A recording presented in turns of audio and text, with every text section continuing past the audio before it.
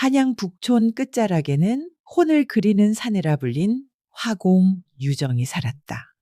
젊은 시절 그는 궁중에 불려가 어진을 그릴 만큼 뛰어난 솜씨를 지녔으나 세월은 그에게 은총보다 고독을 주었다. 질시와 시기, 그리고 정치적 음모에 휘말려 궁에서 쫓겨난 뒤 그는 더 이상 이름을 내세우지 않았다. 대신 사람들 사이에서는 이런 말이 돌았다. 그의 붓끝은 살아있는 자의 혼도 죽은 자의 혼도 담아낸다더라.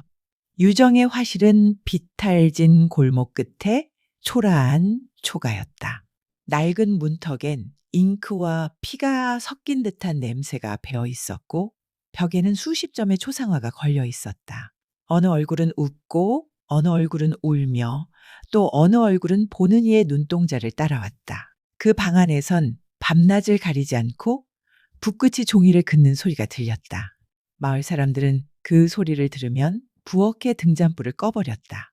죽은 이의 숨결이 스민다며 아이들을 방 안으로 들여보내지 않았다. 유정은 낮에는 평범한 인물화를 그렸으나 밤에는 몰래 망자 초상을 그렸다. 사람들이 죽은 이를 잊지 못해 찾아와 부탁했고 그는 그리기를 멈추지 않았다. 그의 붓질에는 이상한 힘이 있었다.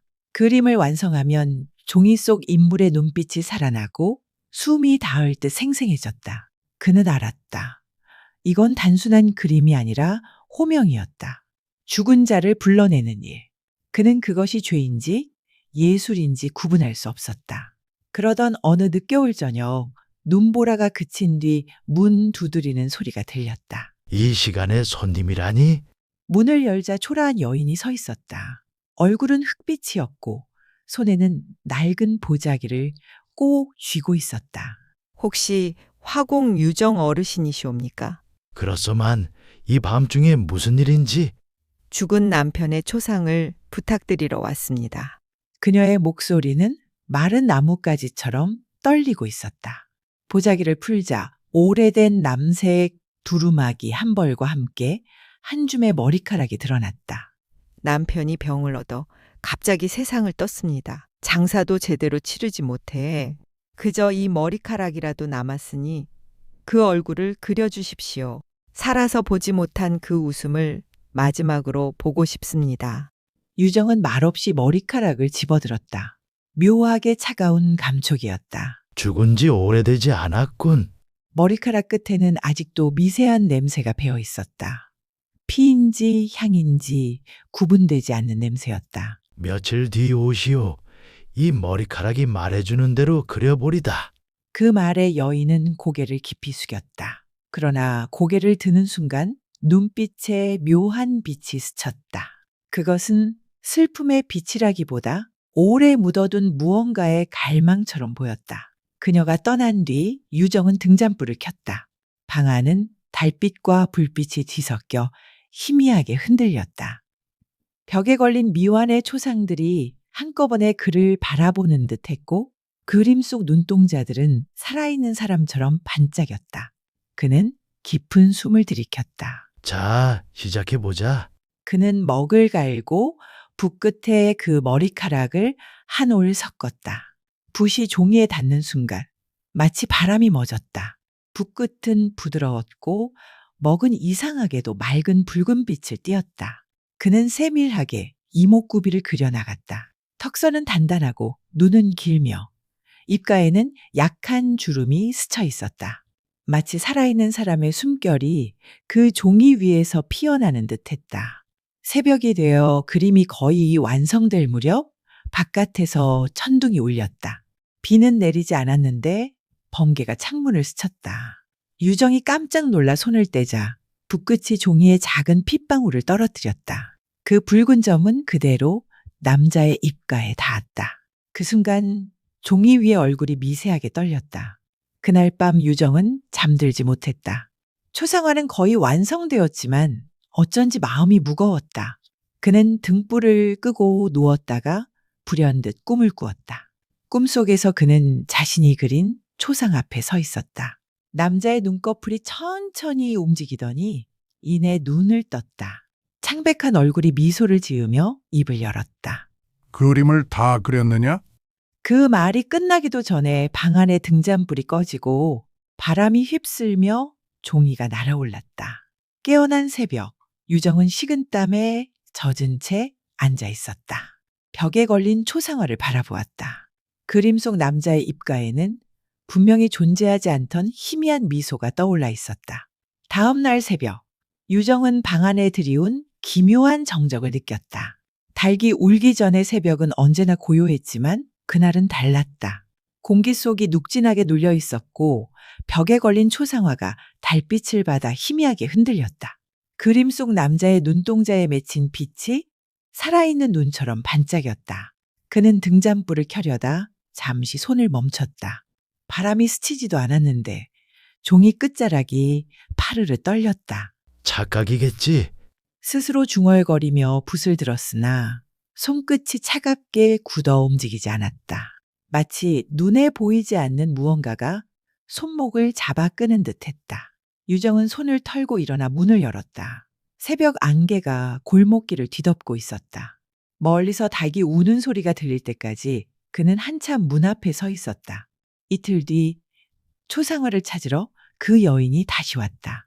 그녀는 말없이 방 안을 살폈다. 유정이 천을 걷자 완성된 초상화가 드러났다. 남자의 얼굴은 그윽하고 온화했다. 생전에 웃음을 담은 듯 했으나 이상하게도 보는 이의 마음이 싸늘해졌다. 이 얼굴이 맞소?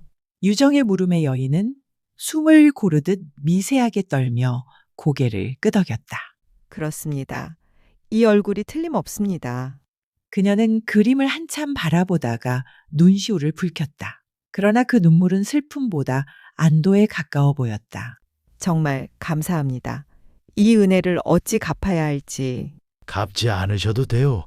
다만 그림은 살아있는 듯 너무 오래 두지 마시오. 살아있는 듯이라니요. 유정은 말끝을 흐렸다. 그녀가 떠난 뒤에도 방 안에는 여인의 향 냄새가 오래 남았다. 향긋하면서도 어딘가 썩은 냄새가 섞인 묘한 향이었다. 그날 밤 유정은 다시 잠을 이루지 못했다. 초상화가 없어진 자리가 텅 빈 듯 했으나 오히려 무겁게 눌린 공기가 남아 있었다. 그는 등잔불을 꺼보고 다시 켜보았다. 불빛이 흔들릴 때마다 벽의 그림자들이 사람의 형체로 바뀌었다. 그림자 중 하나가 유정의 등 뒤에 서서 그를 바라보는 듯한 느낌이 들었다. 며칠 뒤 유정은 꿈을 꾸었다. 초상화 속 남자가 천천히 다가와 그에게 속삭였다. 내 얼굴을 그린 자요. 내 붓으로 나를 살렸구나. 유정이 물러나려 하자 남자는 웃었다. 그대의 손끝에 맺힌 피는 나의 숨을 불러냈다. 유정은 잠에서 깨어나 식은 땀을 닦았다. 그러나 방 안에서 그가 방금 꿈속에서 들었던 바로 그 숨소리가 들려왔다.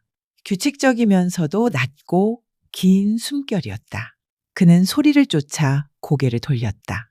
그러나 방 안에는 아무도 없었다. 다만 벽에 걸린 다른 초상화들이 미세하게 흔들리고 있었다. 그날부터 밤이 되면 이상한 일이 반복되었다. 붓을 들면 손끝이 얼어붙었고 먹을 갈면 돌멩이처럼 굳었다. 무언가가 그의 어깨 너머에서 바라보고 있는 기분이 들었다. 그의 귀에는 늘 같은 숨소리가 들렸다. 그 소리는 마치 생전의 사람처럼 일정한 리듬으로 들려왔다. 며칠이 지나자 그는 견디지 못하고 여인을 찾아갔다. 그녀의 집은 한양 서쪽 끝 숲에 둘러싸인 허름한 집이었다. 문을 두드렸으나 아무 대답이 없었다. 조심스레 들어서니 안에는 아무도 없었다. 대신 벽에 걸린 초상화 하나가 있었다. 그것은 분명 유정이 그린 그림이었다. 그런데 그 얼굴이 달랐다. 남자의 입가에 피가 말라붙어 있었고 눈동자는 검게 물들어 있었다. 그림 속 인물의 손끝에는 피로 얼룩진 무언가가 그려져 있었다. 그건 여인의 머리카락 한 올이었다. 유정은 몸이 굳어버렸다. 그 순간 초상화 속 남자의 입이 미세하게 움직였다. 그대의 붓으로 내가 돌아왔노라. 그리고 바로 옆 안방 쪽 문틈에서 흐릿한 피냄새가 났다. 유정은 두려움에 문을 열었다. 그곳에는 여인의 신발 한 짝과 피 묻은 손수건만이 남아 있었다. 방 안은 텅 비었고 벽에는 검붉은 글씨가 번져 있었다. 그녀가 나를 죽였다. 그날 이후 유정은 집으로 돌아와도 붓을 쥘 수 없었다. 그림을 그리려 하면 손끝이 얼음장처럼 식었고 먹은 아무리 갈아도 번지지 않았다. 그리고 밤마다 들려오는 그 숨소리. 이제는 그의 귀가 아니라 바로 등 뒤에서 들렸다. 며칠 뒤 한양의 뒷골목에 소문이 퍼졌다. 서쪽 마을의 여인이 피를 토하며 죽었다는 이야기였다. 밤마다 혼자 초상화를 붙들고 중얼거리더니 어느 날 갑자기 쓰러졌다는 것이다. 그 초상화는 피로 얼룩져 있었고 사람의 얼굴이 땀에 젖은 듯 반쯤 번져 있었다 했다. 마을 사람들은 그림이 숨을 쉬었다고 했다. 유정은 그 말을 듣고도 아무 대꾸를 하지 않았다. 다만 밤마다 집안의 공기가 무겁게 내려앉았다. 불을 밝혀도 그 불빛은 마치 피처럼 붉게 물들었다. 그림이 걸려있던 벽면에서는 여전히 낮은 숨소리가 들려왔다. 그날 밤 사라졌던 초상화가 다시 벽에 걸려 있었다. 마치 스스로 돌아온 듯 달빛 아래에서 희미하게 빛났다. 그 소리는 이젠 유정의 심장박동과 엇비슷한 리듬으로 울렸다. 그는 더 이상 견딜 수 없었다. 등잔불을 끄고 달빛만을 의지한 채 그 그림을 꺼냈다. 초상화 속 남자는 여전히 미소를 머금고 있었다. 하지만 그 미소가 더 이상 온화하지 않았다. 입가가 조금 더 벌어져 있었고 눈동자에는 생기 아닌 광기가 스며 있었다. 그는 붓을 들어 그 눈동자를 덧칠하려 했다. 그 순간 그림 속 남자의 입이 천천히 움직였다. 왜 덮으려 하는가? 그대가 나를 불러냈지 않은가? 유정은 붓을 떨어뜨렸다. 그대는 누구인가? 나는 그녀의 죄요. 그대의 예술이 불러낸 혼이다. 그 말이 끝나자 초상화에서 차가운 바람이 일었다. 방 안의 등잔이 꺼지고 창문이 스스로 열렸다. 달빛이 쏟아져 들어오며 그림 위로 번졌다. 그 빛 속에서 남자의 형체가 일렁이며 서서히 밖으로 나왔다. 그 얼굴은 인간의 것이 아니었다. 피로 그려진 형상이 달빛에 젖으며 현실로 녹아드는 듯했다. 그녀는 나를 죽였다. 나는 그대를 통하여 다시 태어났다. 그 목소리는 깊고 낮았다. 유정은 뒷걸음질 쳤지만 그림자조차 움직이지 않았다. 그의 발밑에는 분물이 아닌 붉은 액체가 번지고 있었다. 그는 그것이 피라는 걸 느꼈다.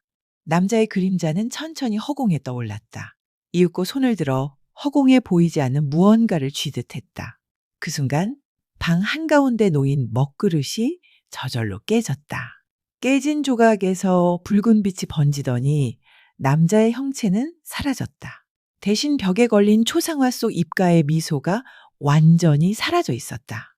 그날 새벽 유정은 피를 토하며 쓰러졌다.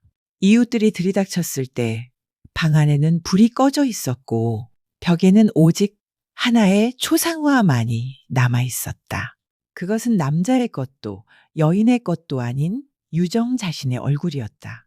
눈은 반쯤 감긴 채 피 묻은 붓을 손에 쥔 모습이었다. 사람들은 그 그림을 두고 오랫동안 수군거렸다. 그림 속 유정의 눈이 밤마다 달빛에 반짝인다더라. 죽은 자를 그린 벌을 받은 게지. 죽음 위에 그린 예술은 결국 예술가를 삼킨다. 그 후로 망자 초상을 그리겠다는 이가 다시는 나타나지 않았다. 유정의 집터에는 풀이 자랐고 달이 뜰 때마다 벽 한쪽이 희미하게 빛났다. 그 빛이 꼭 사람의 얼굴처럼 보인다고 아이들이 도망쳤다. 그리고 세월이 흘러 유정의 붓이 보관되던 곳에서 이상한 일이 있었다. 누군가 그 붓을 꺼내 다시 그림을 그리려 하자 붓 끝에서 차가운 피 냄새가 났다고 한다.